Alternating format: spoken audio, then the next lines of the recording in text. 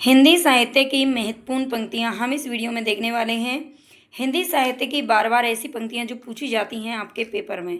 ठीक है, TGT, PGT, UGC net चाहे कोई भी आप एग्ज़ाम दे रहे हो तो सभी के लिए इम्पोर्टेंट है ये वीडियो।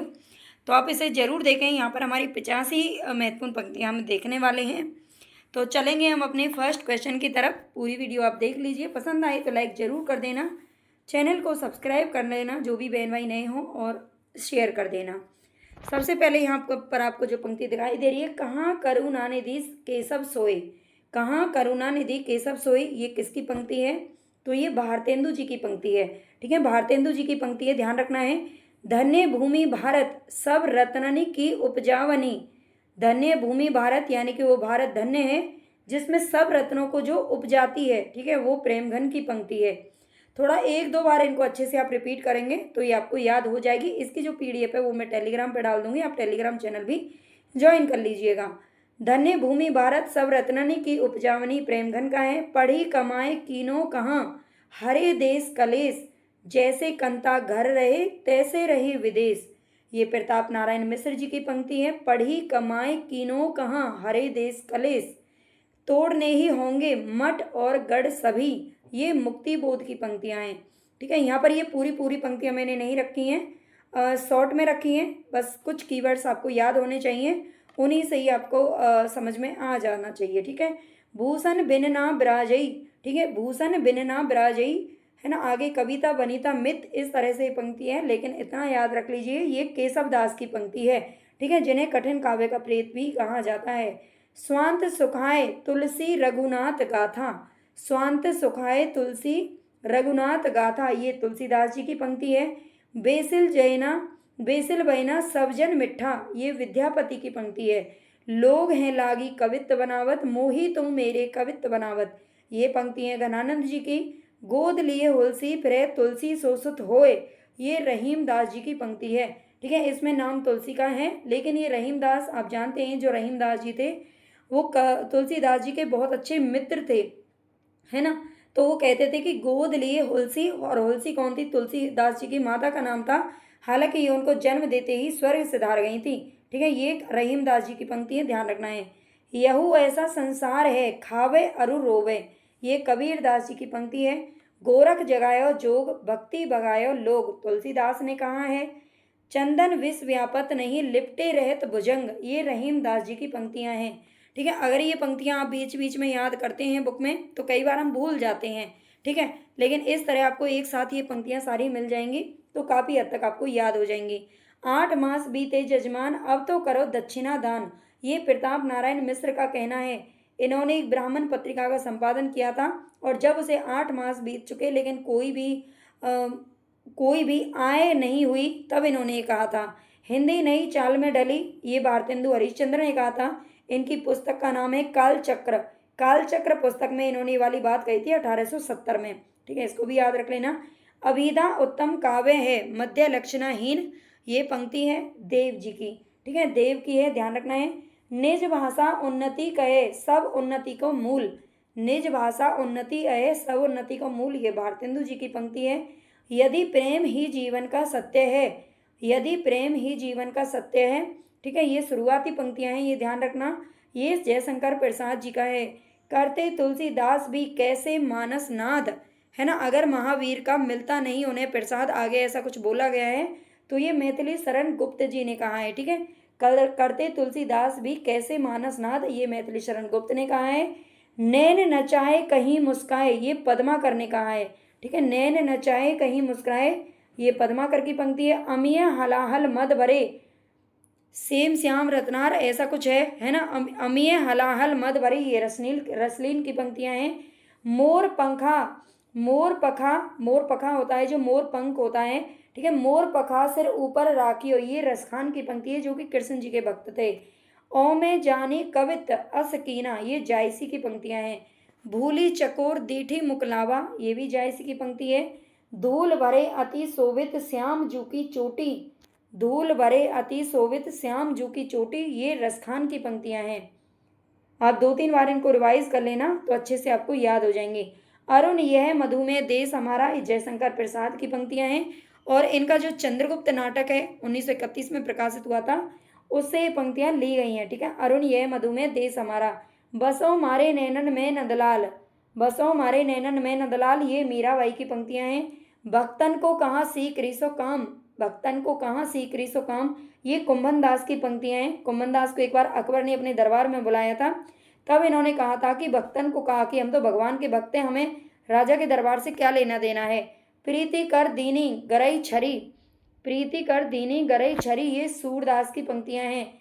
तुम दीपक हम बाती, ये रविदास की पंक्तियां हैं। ठीक है, ये रविदास की हैं, ध्यान रखना है। मोह को कहाँ ढूंढे बंदे, ये कबीर दास ने कहा है। मोह को कहाँ ढूंढे बंदे, मैं तो तेरे पास में, बिन गोपाल बैरन भई कुंजे, बिन गोपाल बैरन भई कुंजे, ये सूरदास की पंक्तियां हैं। सूरदास की रचना है भ्रमर गीत, उससे ये पंक्तियां ली गई हैं। अवला जीवन है तुम्हारी यही कहानी, ये मैथिली शरण गुप्त की पंक्तियां हैं। अवला जीवन है यही तुम्हारी यही कहानी, चारू चंद्र की चंचल किरणें खेल रही थी जल थल में। ठीक है, ये मैथिली शरण गुप्त की हैं। वीरता जब भागती है, वीरता जब भागती है, तो ये क्या है, प्रसाद जी की पंक्तियां हैं। आगे चलते हैं। भक्ति भक्ति द्रविड़ उपजी लाए रामानंद, यानी कि ये जो भक्ति है, भक्ति कहाँ से पैदा उत्पन्न हुई थी, तो पहले दक्षिण में पैदा हुई थी, यानी कि दक्षिण से ये चली है इसकी धारा, और इसे उत्तर भारत में लाने का श्रेय किसको जाता है, तो रामानंद को जाता है। ऐसा कौन कहते हैं, कबीर जी कहते हैं, और कबीर जी रामानंद के शिष्य थे। माई ना होती बाप ना होते, ठीक है, ये पंक्तियां, माई ना होती बाप ना होते, है ना, चंदा ना होता सूर ना होता, ऐसा ये बोलते हैं। ये नामदेव की पंक्तियां हैं। अजगर करे ना चाकरी, पंछी करे ना काम, मलुकदास की हैं। अपना मस्तक काट के वीर वाह कबीर, ये दादू दयाल की पंक्तियां हैं। अपना मस्तक काट के वीर वाह कबीर, ये दादू दयाल की हैं। हिंदू पूजे देहरा मुसलमान मसीद, ये भी नामदेव की पंक्तियां हैं। हिंदू पूजे देहरा और मुसलमान क्या पूछते हैं, मसीद, नामदेव की पंक्तियां ध्यान रखना। जाति पाति पूछे नहीं कोई, कबीरदास जी कहते हैं। आप जानते हैं कबीरदास जी संत काव्यधारा के कवि थे, प्रतिनिधि कवि, और इन्होंने जाति पाति का बहुत ही जोर शोर से खंडन किया था। घायल की गति घायल जाने, ये मीराबाई का कथन है।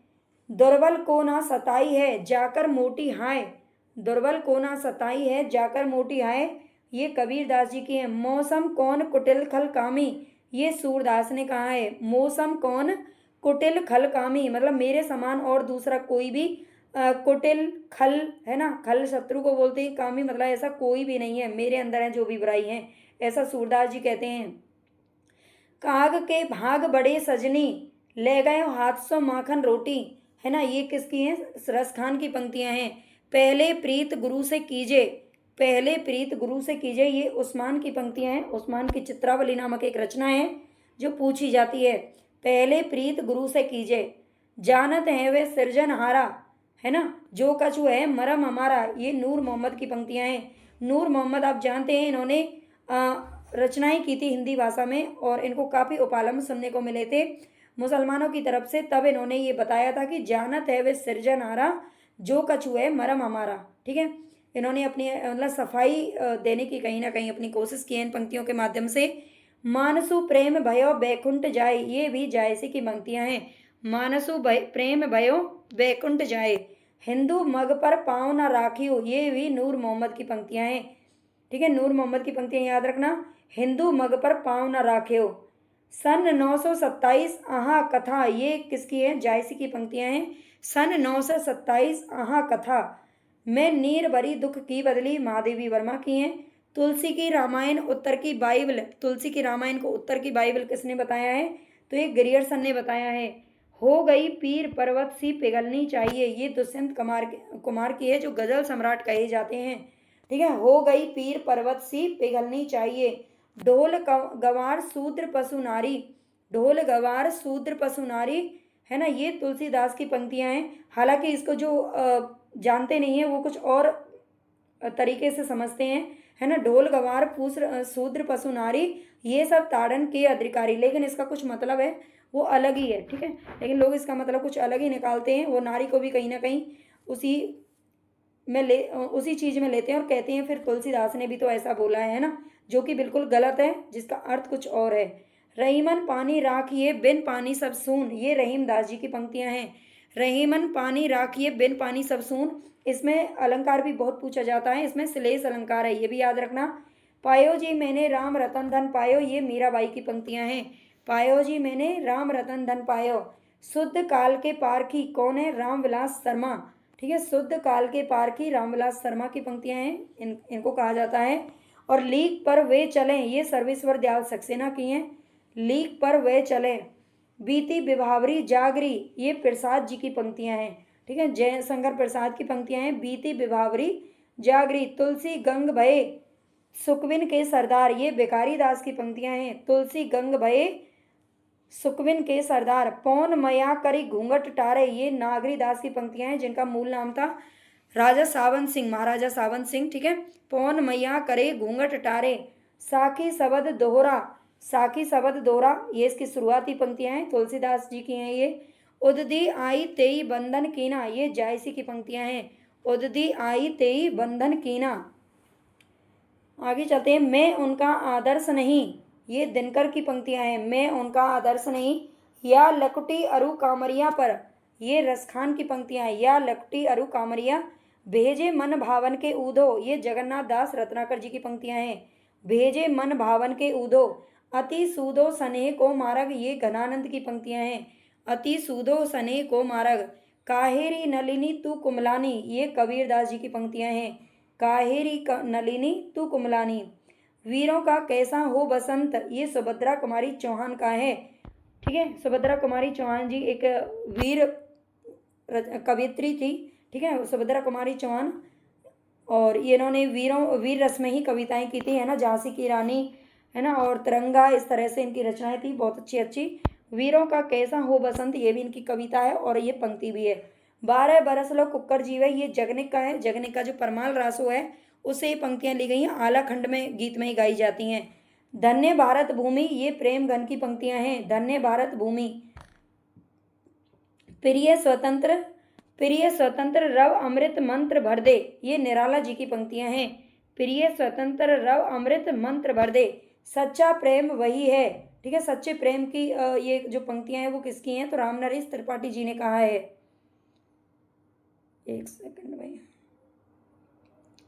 ये रामनरेश त्रिपाठी जी का है। आगे चलते हैं। अगर आपको क्लास पसंद आ रही है तो प्लीज़ लाइक अभी कर देना, है ना, बाद में आप लोग भूल जाते हो। कमेंट करके ज़रूर फीडबैक दिया करो कि आपको क्लास कैसी लगी है ना, और किस किस टॉपिक पर आपको क्लास चाहिए वो भी आप मुझे बता सकते हैं, है ना। एक एक टॉपिक पे ही लेके आती हूँ मैं डेली, और बाकी हमारी 11 बजे लाइव क्लास चलती है, तो उससे भी आप जुड़ सकते हैं। काफ़ी अच्छा क्वेश्चन है जो वहाँ पर कराए जा रहे हैं। 11 बजे हिंदी साहित्य व्याकरण, यानी कि TGT PGT या किसी भी एग्ज़ाम के लिए काफ़ी अच्छे क्वेश्चन है जो मैं कराती हूँ, है ना, रिवीजन क्लास। दुख की पिछली रजनी बीच, ये कामायनी की पंक्तियां हैं। दुख की पिछली रजनी बीच, और कामायनी किसकी है? तो जयशंकर प्रसाद की पंक्तियां हैं। मैं रथ का टूटा हुआ पहिया हूँ, लेकिन मुझे फेंको मत, ये धर्मवीर भारती की पंक्तियां हैं। दशरथ सुत तिहूँ लोक बखाना, ये कबीरदास जी की पंक्तियां हैं। दशरथ सुत तिहूँ लोक बखाना, जगत है सच्चा तनिक ना कच्चा, समझो बच्चा इसका भेद, ये श्रीधर पाठक जी की पंक्तियां हैं, जो कि स्वच्छंदतावादी कवि हैं। जनता की चित्तवृत्तियों का संचित प्रतिबिंब ही साहित्य है, ये रामचंद्र शुक्ल जी ने कहा है। ये साहित्य की परिभाषा उन्होंने दी है कि जनता की चित्तवृत्तियों का जो संचित प्रतिबिंब होता है वही साहित्य होता है ना। साहित्य भी वो अपने कहीं ना कहीं, देखो, अगर कविता हम कर रहे हैं, साहित्य लिख रहे हैं, कोई ग्रंथ लिख रहे हैं, तो हमारे अंदर की जो भावना होती है, हमारे अंदर की जो फीलिंग होती है, हमारे आसपास का जो पर्यावरण होता है ना, जो हमारे चित्त में होता है, उसी को हम कहीं ना कहीं कागज पर उकेरते हैं, है ना। 4 डग हमने भरा तो क्या किया, है पड़ा मैदान कोसों का भी, ये अयोध्या सिंह उपाध्याय की पंक्तियां हैं। आगे चलते हैं। केवल मनोरंजन ना कवि का कर्म होना चाहिए, ये मैथिली शरण गुप्त जी की पंक्तियां हैं। केवल मनोरंजन ना कवि का कर्म होना चाहिए, उसमें उपदेश का भी मर्म होना चाहिए, है ना। जो कविता लिख रहे हैं उसमें कहीं ना कहीं उपदेश भी होना चाहिए, है ना। ऐसा मिलता जुलता कुछ रामावीर प्रसाद द्विवेदी जी ने भी कहा था, है ना। उन्होंने भी यही कहा था कि उपदेशात्मक होनी चाहिए जो हमारी कविता है ना। मनोरंजन तो अब तक बहुत हो चुका। चारू चंद्र की चंचल खिलने, ये मैथिली शरण गुप्त जी की पंक्तियां हैं। पराधीन रहकर अपना सुख शोक ना कह सकता है, वह अपमान जगत में केवल पशु ही सह सकता है। ठीक है, पराधीन रहकर कभी भी जो अपना सुख शोक नहीं कह सकता है। और ये अपमान कौन सह सकते हैं भाई? पशु सह सकते हैं। तो ये राम नरेश त्रिपाठी जी की पंक्तियां हैं। इस करुणा कलित हृदय में अब विकल रागनी बजती, ये जयशंकर प्रसाद की पंक्तियां हैं। नारी तुम केवल श्रद्धा हो, जयशंकर प्रसाद। होगी जय होगी जय होगी जय, हे पुरुषोत्तम नवीन, ये निराला जी की पंक्तियां हैं। ठीक है, तो 85 महत्वपूर्ण पंक्तियां हमने यहाँ पर देख ली हैं। उम्मीद है कि आपको ये क्लास जरूर पसंद आई होगी। इसकी PDF अगर आपको चाहिए तो टेलीग्राम चैनल का लिंक मैं कमेंट बॉक्स में डाल दूंगी, डिस्क्रिप्शन में भी है। आप टेलीग्राम चैनल को ज्वाइन कर लेना, PDF इसकी मिल जाएगी, है ना। इसके अलावा आपको किस टॉपिक पर चाहिए? टॉपिक तो मेरे पास भी बहुत सारे हैं अभी, है ना, मैं करवा ही रही हूँ, फिर भी आप अपना टॉपिक मुझे बता सकते हो, है ना। धीरे धीरे हम सब पर 5 बजे वाली ये क्लास आपको डेली रिकॉर्ड मिलती है। जो बच्चे नए आए हैं चैनल को सब्सक्राइब कर लेना और लाइक शेयर जरूर कर दिया करो भाई, कमेंट कर दिया करो, ठीक है। इन चीज़ों में आपका कुछ नहीं जाता है, बस थोड़ा सा 2 सेकंड का टाइम लगेगा और हमें बहुत ज़्यादा बल मिलेगा, है ना।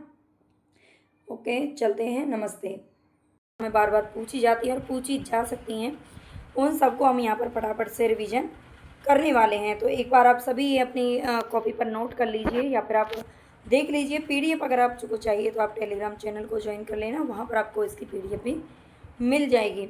तो चलेंगे अपनी क्लास की तरफ बिना देरी किए, और उससे पहले आप सभी चैनल को सब्सक्राइब जरूर कर लेना, लाइक कर देना और कमेंट बॉक्स में आप अपनी फीडबैक जरूर दिया करो। अगर आपको किस टॉपिक पर वीडियो चाहिए तो वो भी आप मुझे कमेंट बॉक्स में लिख करके बता सकते हो।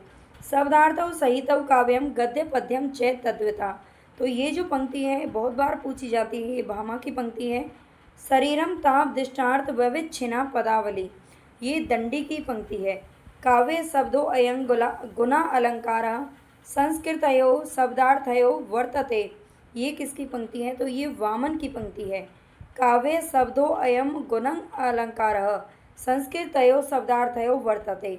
ठीक है, आपको पंक्तियां हैं ये देखो। काव्य शास्त्र इतना आसान नहीं है, थोड़ा संस्कृत है, और हम अगर हिंदी वाले बच्चे हैं तो संस्कृत है थोड़ा सा मुश्किल होता है, ज़्यादा तो नहीं है लेकिन थोड़ा सा याद करना कठिन हो जाता है। और ये जो पंक्तियाँ हैं देखने में हमें कभी कभी बिल्कुल एक जैसी लगती हैं, तो इनको अच्छे से आपको एक जगह पर नोट कर लेना है और बार बार याद करना है।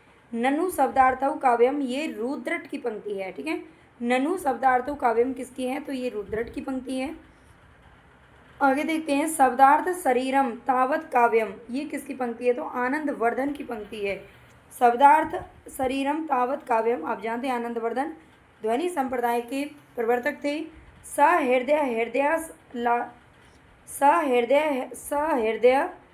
हृदयादिश शब्दार्थ यतमेवं काव्य लक्षण, आप देख सकते हैं इसमें, पता है काव्य शास्त्र की यही तो पहचान है कि इसमें संस्कृत के बहुत सारे वर्ड एक साथ जुड़े रहते हैं और हम इन्हें तोड़ तोड़ कर ही थोड़ा बहुत पढ़ पाते हैं। ठीक है, पढ़ने में गलती हो सकती है संस्कृत में, उसकी आप चिंता मत कीजिए, बस आपको अपने काम से मतलब होना चाहिए। आपका काम है इन पंक्तियों को याद करना। ठीक है, तो ये आनंद वर्धन यहाँ पर हमारा राइट आंसर हो जाएगा। हृदय, बस इतना याद कर लेना, आपका काम बन जाएगा, क्योंकि ऐसी पंक्ति और किसी की भी नहीं है। गुणवद अलंकृतश्च वाक्यम एवं काव्यम, ये किसकी पंक्ति है? तो ये राजशेखर की पंक्ति है। ठीक है, गुणवद अलंकृत वाक्यम एवं वाक्य काव्यम, बस इतना सा याद कर लीजिए। ये वैसे बड़ी बड़ी होती हैं लेकिन पंक्तियाँ शॉर्ट में ही पूछी जाती हैं हमेशा। आगे चलते हैं, शब्दार्थ योयर्थ वत्स भावेन विद्या साहित्य विद्या, ये किसकी पंक्ति है? तो ये राजशेखर की पंक्ति है। शब्दार्थ योयर्थ वत्स भावेन विद्या साहित्य विद्या। ठीक है, आप अच्छे से पढ़ लीजिएगा, ये राजशेखर की पंक्ति है। शब्दार्थ सहित वक्र कवि व्यापार शालिनी, ये कुंतक की पंक्ति है। शब्दार्थ सहित एक ऊपर ऐसी एक और भी पंक्ति होती है जो भामा की होती है, शब्दार्थ सहित, है ना, और शब्दार्थ सहित वक्र कवि व्यापार शालिनी, ये जो पंक्ति है ये कुंतक जी की है।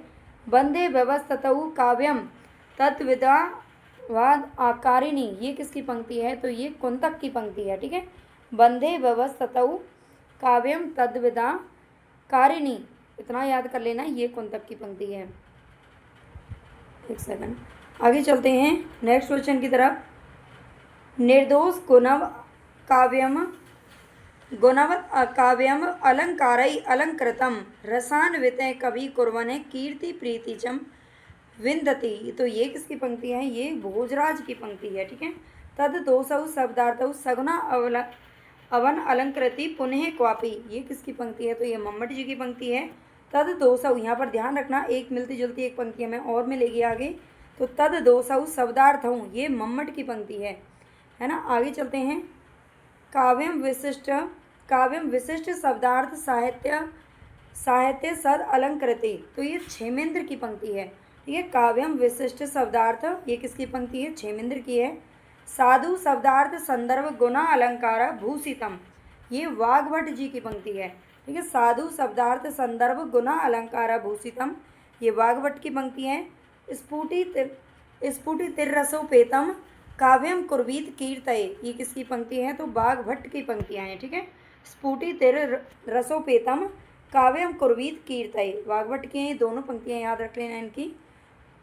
और देखो अभी मैंने आपसे बोला था एक हमें सेम ऐसी ही पंक्ति कुछ मिलेगी देखने को, वहाँ पर हमने तद दोषौ देखा था, वो मम्मट की पंक्ति थी।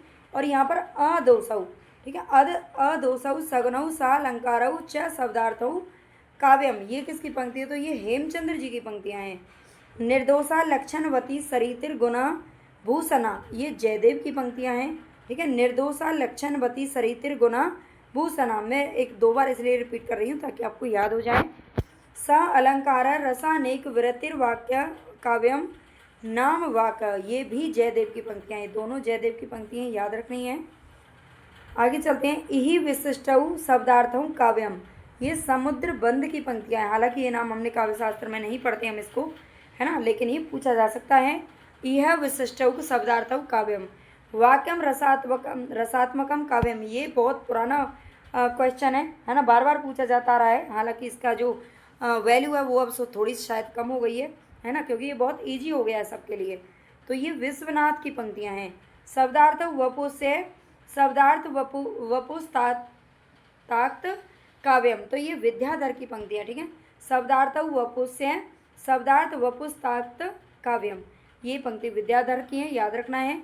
रमणीयार्थ प्रतिपादक शब्द काव्यम, रमणीयार्थ प्रतिपादक शब्द काव्यम, ये जगन्नाथ जी की पंक्ति है, ध्यान रखना है। काव्यम तु जायते जातु कस्यचित् प्रतिभावत, ये भी भामा की पंक्तियां हैं। ठीक है। काव्यम तु जायते जातु कस्यचित् प्रतिभावत, भामा की पंक्तियां। नए सर्ग की च प्रतिभा स्रतुम च बहु निर्मलम अमंदाश्चाभि योगो यस्या कारणम काव्य संपदः, ये किसकी पंक्ति है? तो ये दंडी की पंक्ति है।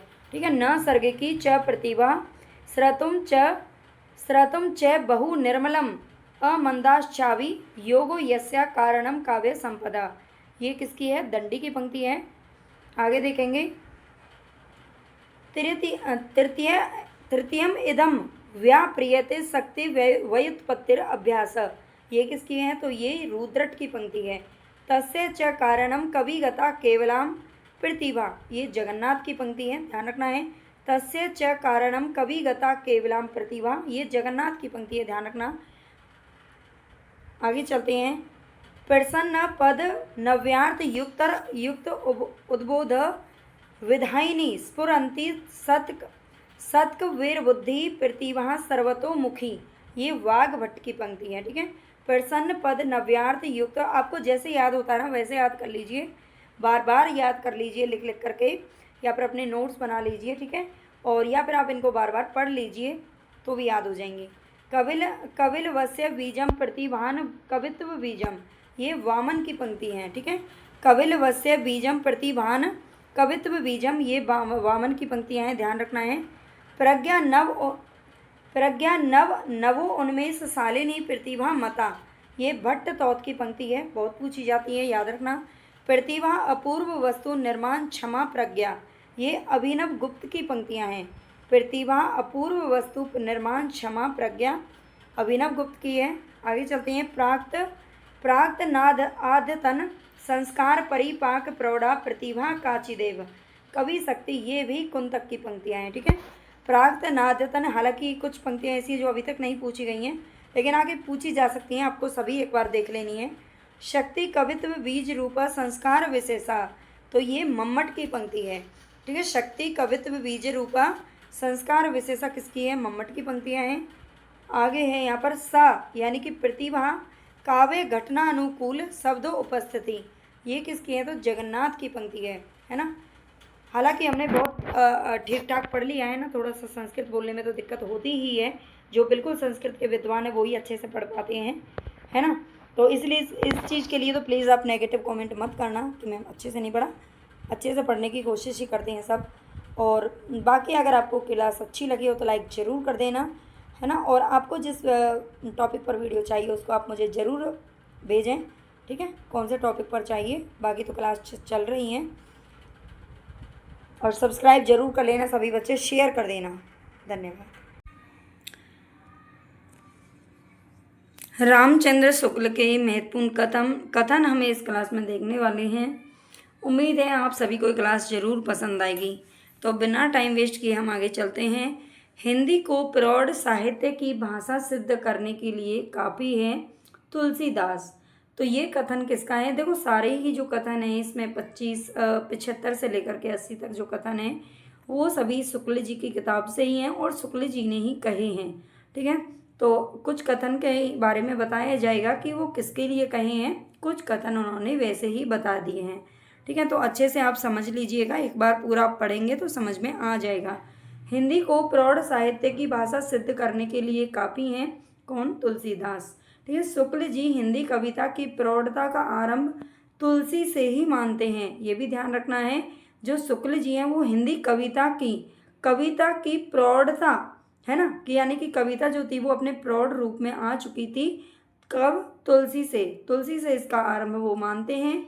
शुक्ल जी तुलसीदास को स्मार्त वैष्णव मानते हैं, ये भी ध्यान रखना है। जो शुक्ल जी हैं वो तुलसीदास को स्मार्त वैष्णव मानते हैं। तुलसीदास के बारे में कबीरदास या इनके काफ़ी कथन हैं जो पूछे जाते हैं। तुलसीदास सिद्धों और नाथों के कवि नहीं हैं। हाँ बिल्कुल, वो सिद्धों और नाथों के कवि नहीं हैं। शुक्ल का हृदय कवि, मस्तक आलोचना और जीवन अध्यापक का था, ठीक है। तो ये भी थोड़ा सा आप ध्यान रखिएगा। शुक्ल के बारे में और भी जो कथन है वो भी यहाँ पर आपको मिलेंगे। शुक्ल का हृदय कवि का था, उनका जो मस्तक यानी कि जो दिमाग था वो एक आलोचक का था, और उनका जो जीवन था वो अध्यापक का था, है ना। जैसे अध्यापक हमेशा अपने पूरे जीवन में दूसरों को कुछ ना कुछ सिखाता है, वैसे ही उन्होंने सिखाने का काम किया था। प्रेम दूसरों की आंखों से नहीं अपनी आंखों से देखा जाता है, ठीक है, ये भी उन्हीं का कथन है। भक्ति धर्म की रसात्मक अनुभूति है, भक्ति धर्म की रसात्मक अनुभूति है, ठीक है। बैर क्रोध का अचार या मुरब्बा है। बैर यानी कि अगर हम किसी से बैर ईर्ष्या करते हैं तो क्या होता है? क्रोध को जन्म देता है, क्रोध का ही अचार या मुरब्बा है। ये भी खूब पूछा जाता है कथन। शुक्ल जी के आदर्श कवि कौन है? तो ये तुलसीदास जी हैं, है ना। तुलसीदास की काफ़ी प्रशंसा इन्होंने की है। शुक्ल के इतिहास का ढांचा चिंतन पर आधारित है, ये भी ध्यान रख लेना। जो शुक्ल जी का हिंदी साहित्य का इतिहास है जो 1929 में प्रकाशित हुआ था, ये इसका जो ढांचा है वो इनके चिंतन पर आधारित है। लोक हृदय में हृदय के लीन होने की दशा का नाम क्या है? रस दशा है, यह इनका कथन है। लोक हृदय में, लोक यानी कि जो आम जनता होती है, आम जनता के हृदय में हृदय के लीन होने की दशा का नाम रस दशा है।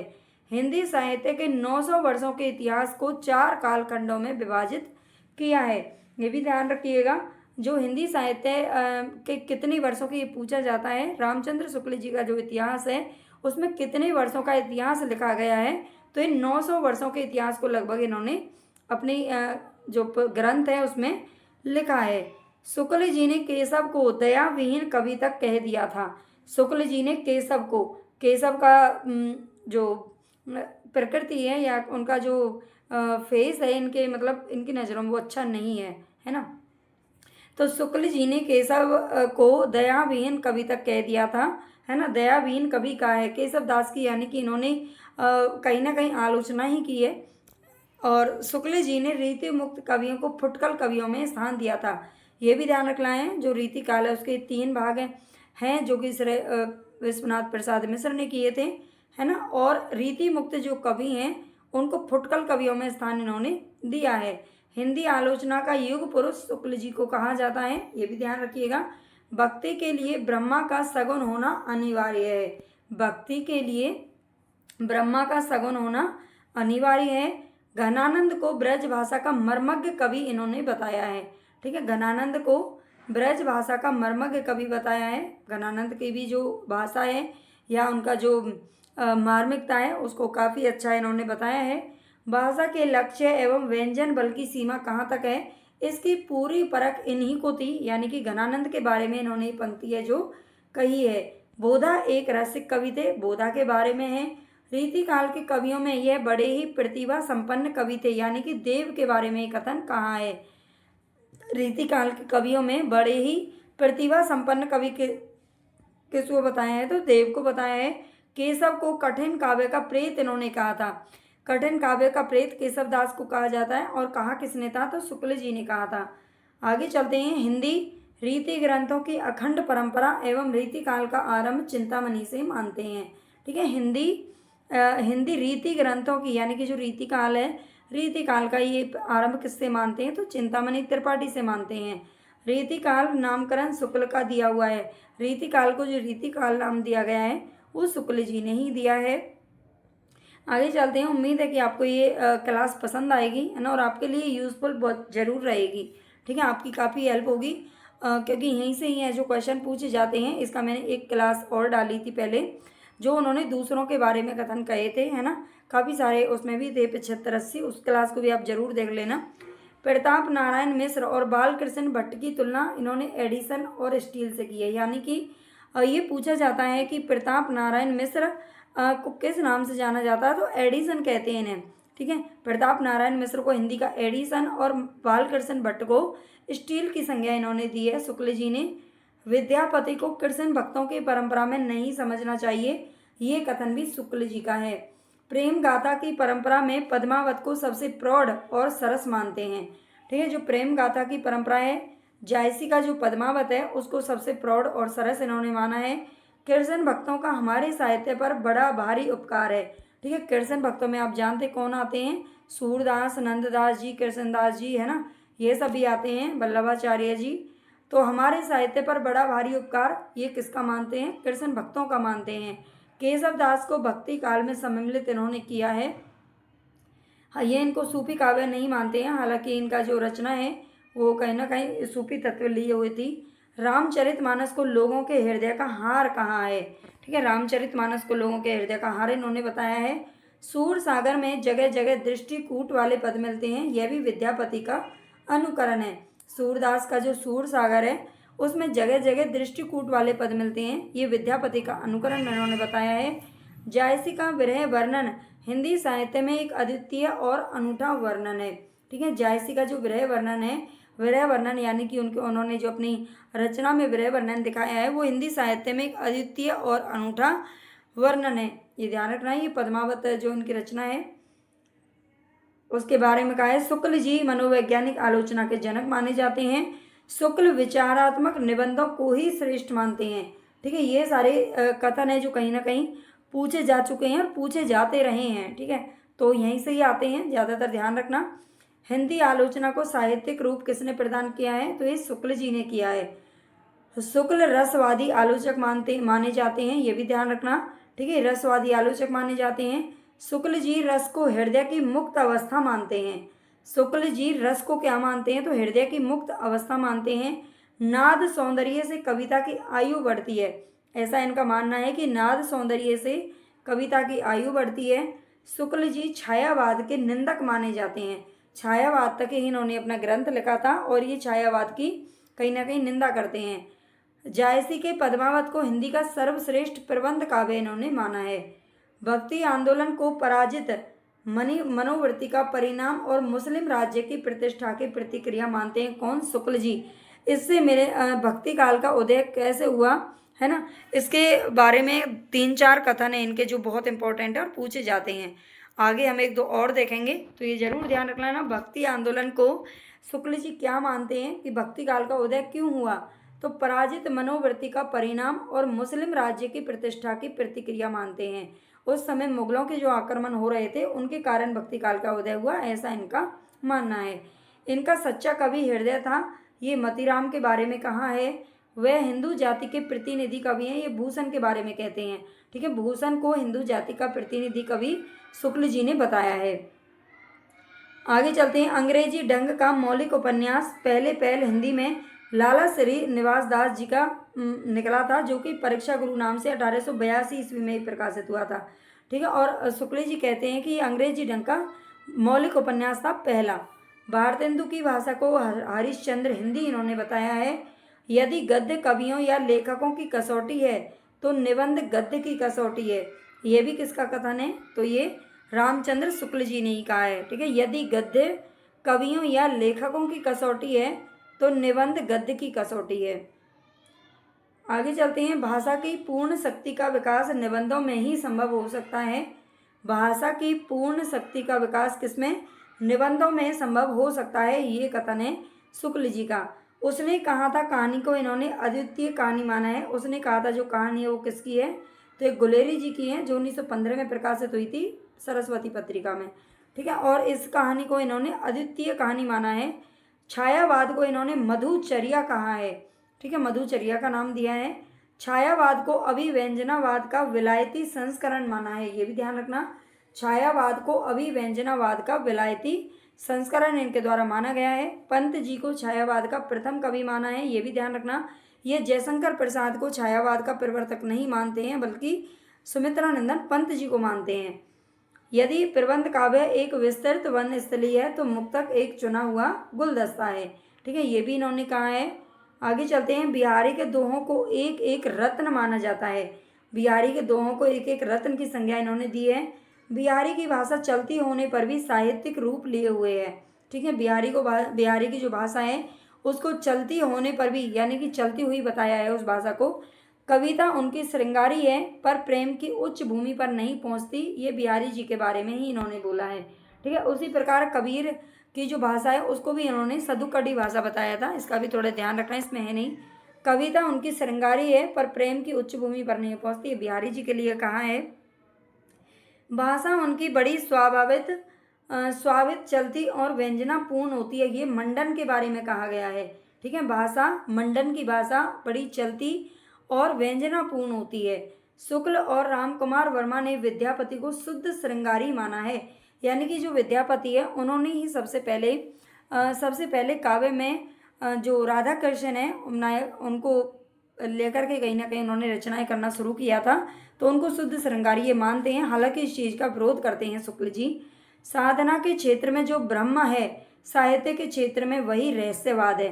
ठीक है। रहस्यवाद यानी कि छायावाद को ही रहस्यवाद बोला जाता है, और साधना के क्षेत्र में जो ब्रह्म है उसी को ही साहित्य के क्षेत्र में इन्होंने रहस्यवाद बताया है। घनानंद को साक्षात रस मूर्ति का कवि इन्होंने कहा है।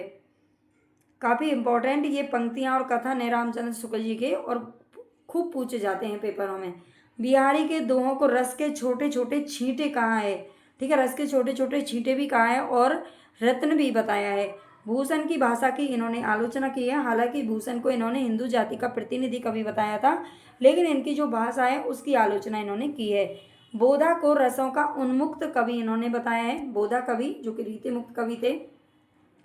मैथिली शरण गुप्त को सामंजस्यवादी कवि कहा है। सामंजस्यवादी कवि कौन है? तो ये मैथिली शरण गुप्त हैं, जो कि शुक्ल जी ने बताया है। श्रीधर पाठक को ये स्वच्छंदतावाद का प्रवर्तक मानते हैं, जो कि द्विवेदी युग से संबंधित थे। सदा सुखलाल नियाज को हिंदी गद्य का प्रवर्तक इन्होंने माना है। जनता की चित्तवृत्ति का संचित प्रतिबिंब ही साहित्य है, ऐसा इनका साहित्य की परिभाषा है। प्राकृत की अंतिम अपभ्रंश अवस्था से ही हिंदी साहित्य का आविर्भाव शुक्ल जी ने माना है। ठीक है। प्राकृत की अंतिम जो अपभ्रंश अवस्था है उसी से ही हिंदी साहित्य का आविर्भाव माना जा सकता है, ऐसा शुक्ल जी का मानना है। कबीर की अपेक्षा खुसरो का ध्यान बोलचाल की भाषा की ओर अधिक था, यानी कि कबीर की अपेक्षा कबीर का ध्यान भाषा पर बिल्कुल नहीं था, है ना। उनकी जो भाषा है वो कहीं साधुओं की भाषा उन्होंने अपनाई है ना, ऐसा इनका मानना है। सदुकड़ी इसीलिए बोलते हैं जो साधु भाषा मिश्रित होती है। कबीर की अपेक्षा खुसरो का ध्यान बोलचाल की भाषा की ओर अधिक था, ऐसा शुक्ल जी का कहना है। आध्यात्मिक रंग के चश्मे आजकल बहुत सस्ते हो गए हैं, उन्हें चढ़ाकर जैसे कुछ लोगों ने गीत गोविंद के पदों को आध्यात्मिक संकेत बताया है, वैसे ही विद्यापति के इन पदों को भी बताया है। ठीक है। ये विद्यापति के बारे में इन्होंने ऐसा बोला था कि आध्यात्मिक रंग के चश्मे आजकल बहुत सस्ते हो गए हैं, है ना, विद्यापति के बारे में। अपनी पौरुष से हताश जाति के लिए भगवान की शक्ति और करुणा की ओर ध्यान ले जाने के अतिरिक्त दूसरा मार्ग क्या था? ये जो भक्ति काल का उदय था उसके लिए ही इनका मानना है कि अपने पौरुष से, पौरुष का मतलब है जब मुगलों के आक्रमण हो रहे थे तो लोग यहाँ पर अपने आप को पराजित महसूस कर रहे थे, उनका मुकाबला नहीं कर पा रहे थे, है ना। और अपने प्रियतनों से, पौरुष का मतलब होता है अपने पुरुषार्थ से, अपनी मेहनत से कहीं ना कहीं वो परेशान हो गए थे, हताश हो गए थे, निराश हो गए थे, और तब उन्होंने भगवान की शरण ली। आगे चलते हैं। भक्ति का जो सोता दक्षिण की ओर से धीरे धीरे उत्तर भारत की ओर पहले से ही आ रहा था, उसे राजनीतिक परिवर्तन के कारण शून्य पड़ते हुए जनता के हृदय क्षेत्र में फैलने के लिए पूरा स्थान मिला। ये भी शुक्ल जी का कथन है, खूब पूछा जाता है ये वाला कथन। इसमें कोई संदेह नहीं कि कबीर ने ठीक मौके पर जनता के उस बड़े भाग को संभाला जो नाथ पंथियों के प्रभाव से, प्रेम भाव और भक्ति रस से शून्य और शुष्क पड़ता जा रहा था। ठीक है, ये भी इन्हीं का कथन है। भक्ति की निष्पत्ति श्रद्धा और प्रेम के योग से होती है, ये शुक्ल जी का मानना है। कबीर की वाणी में, अगर आपको क्लास पसंद आ रही है, आपको लगता है कि मैंने आपके लिए थोड़ा सा भी हेल्प करने की कोशिश की है, मेहनत की है, तो प्लीज़ चैनल को सब्सक्राइब जरूर कर लेना जो बच्चे नहीं हैं, और लाइक कर दिया करो भाई, है ना। एक लाइक करने में आपका कुछ नहीं जाता है ना। ये मत सोचा करो कि किसी दूसरे का भला हो जाएगा, आप भला करोगे तो आपका भला होगा। तो लाइक ज़रूर कर देना और शेयर करके ज़रूर बताना कि क्लास आपको कैसी लगी और किस टॉपिक पर आपको क्लास चाहिए, है ना। वैसे तो मैं सबका को जो भी बच्चे बोलते हैं मुझे कमेंट करके मैं इस पर लेके आएगी, उन सब पर टॉपिक पर क्लास में बनाऊंगी और धीरे धीरे ही आ पाएगी। ठीक है। कबीर की वाणी में स्थान स्थान पर भावात्मक रहस्यवाद की जो झलक मिलती है वह सूफियों के सत्संग का प्रसाद है। ठीक है, कबीर की वाणी में स्थान स्थान पर भावात्मक रहस्यवाद की जो झलक मिलती है उसे सूफियों के सत्संग का प्रसाद बताया है शुक्ल जी ने। दादू की वाणी में यद्यपि उक्तियों का वह चमत्कार नहीं है जो कबीर की वाणी में मिलता है, पर प्रेम भाव का निरूपण अधिक सरस और गंभीर है। ये जायसी के लिए इन्होंने बोला है, जायसी के यानी कि दादू के लिए बोला है ना, दादू दयाल। मीराबाई और चैतन्य महाप्रभु दोनों पर सूफियों का प्रभाव पाया जाता है। हालांकि जो मीराबाई थी वो निरपेक्ष कवयित्री थी, है ना, किसी भी धर्म से उसका संबंध नहीं था। धर्म से यानी कि सगुण, निर्गुण या भक्ति काल की जो शाखाएं थी उनसे उनका संबंध नहीं था, निरपेक्ष कवयित्री मानी गई हैं। लेकिन फिर भी इन पर सूफियों का प्रभाव रामचंद्र शुक्ल जी ने बताया है। तुलसी और सूरदास हिंदी काव्य गगन के सूर्य और चंद्र हैं, और कवि गड़िया नंददास जड़िया, ये नंददास को इन्होंने उपाधि दी थी, नंददास की जड़िया कवि की। ठीक है, जड़िया कवि इनको बताया था, और वो भी किसके लिए, इनकी एक रचना है रास पंचाध्यायी। ठीक है, रास पंचाध्यायी जो कि रोला छंद में लिखी हुई है, इसके लिए उन्होंने नंददास को जड़िया कवि कहा था। व्याकरण की शुद्धता और भाषा की सफाई के प्रवर्तक द्विवेदी जी थे। द्विवेदी का मतलब है यहाँ पर महावीर प्रसाद द्विवेदी। ठीक है, कहीं हजारी प्रसाद मत लगा देना आप। महावीर प्रसाद द्विवेदी को इन्होंने व्याकरण की शुद्धता और भाषा की सफाई के प्रवर्तक बताया है। तो यहाँ पर आज हमारे 78 ये क्वेश्चन थे। उम्मीद है कि आपको ज़रूर पसंद आएंगे और आपके लिए ये यूजफुल भी ज़रूर रहेंगे। और आप बताइएगा मुझे किस टॉपिक पर आपको क्लास चाहिए, मैं बना रही हूँ तो धीरे धीरे आपका टॉपिक भी उसमें काउंट हो जाएगा। अगर मैंने पढ़ा दिया होगा तो आप उसको प्लेलिस्ट में भी देख सकते हो, नहीं तो आगे लेके आती रहूँगी। धन्यवाद। डेली हमारी सुबह लाइव होती है क्लास 11 बजे। जो बच्चे नहीं देखते हैं वो उससे भी ज़रूर जुड़ सकते हैं, काफ़ी अच्छी क्लास होती है। धन्यवाद।